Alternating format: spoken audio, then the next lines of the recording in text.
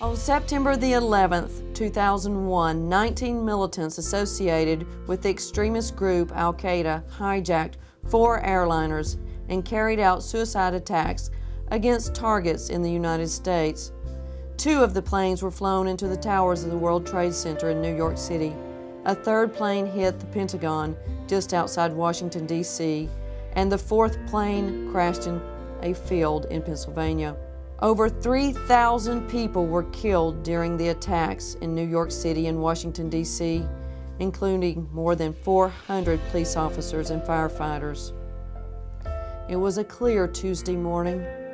An American Airlines Boeing 767 loaded with 20,000 gallons of jet fuel crashed into the North Tower of the World Trade Center.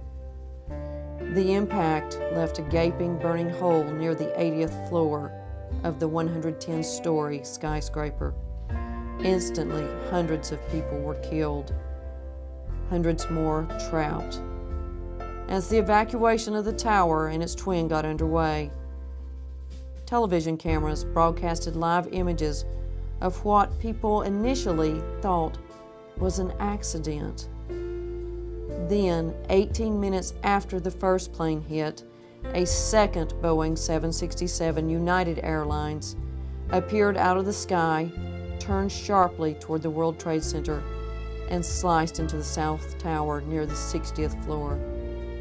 That collision caused a massive explosion that showered debris over surrounding buildings and the streets below. America was then officially under attack. These attacks reportedly were financed by the Saudi fugitive Osama bin Laden's Al-Qaeda terrorist organization. They allegedly were acting in retaliation for America's support of Israel and its involvement in the Persian Gulf War and its continued military presence in the Middle East. Some of the terrorists had lived in the United States for more than a year and had taken flying lessons at the American commercial flight schools. Others had slipped into the country in the months before September 11. The 19 terrorists smuggled box cutters and knives through security at the airports and boarded the 4 flights bound for California. They chose those particular flights because the planes were loaded with fuel for the long transcontinental journey. Soon after takeoff, the terrorists commandeered the 4 planes and took the controls, transforming these jets into missiles. Less than 15 minutes after the terrorists struck the nerve center of the U.S. military, a catastrophic turn for the worst when the South Tower of the World Trade Center collapsed. The structured steel of the skyscraper, built to withstand winds in excess of 200 miles per hour and a large conventional fire, could not withstand the tremendous heat generated by the burning of the jet fuel. At 10:30 a.m., the other Trade Center tower collapsed. Close to 3,000 people died in the World Trade Center and in its vicinity, including 343 firefighters and paramedics, 23 New York City police officers, and 37 Port Authority police officers who were struggling to complete an evacuation of the buildings. Only 6 people in the World Trade Center towers at the time of their collapse survived. Almost 10,000 others were treated for injuries, many severe.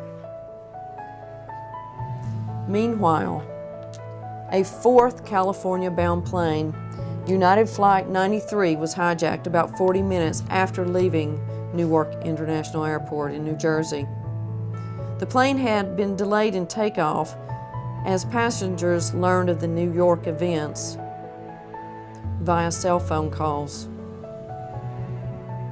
One of the passengers, Thomas Burnett Jr., told his wife over the phone, "I know we're all going to die. There's 3 of us who are going to do something about it. I love you, honey." Another passenger, Todd Beamer, was heard saying, "Are you guys ready? Let's roll," over the open line as they realized their flight was in jeopardy as well. Sandy Bradshaw, a flight attendant, called her husband and explained what had happened. She said to him, her last words, "Everyone's running to first class. I've got to go. Bye." The passengers fought the 4 hijackers and are suspected to have attacked the cockpit.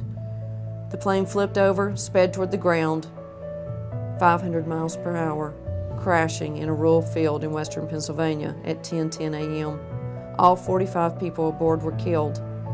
Its intended target is not known, but the theories include White House, the U.S. Capitol, Camp David presidential retreat in Maryland, or one of several nuclear power plants along the eastern seaboard.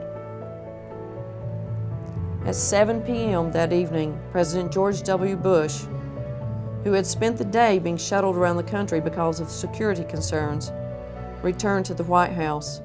At 9 p.m., he delivered the televised address from the Oval Office declaring, "Terrorist attacks can shake the foundations of our biggest buildings, but they cannot touch the foundation of America.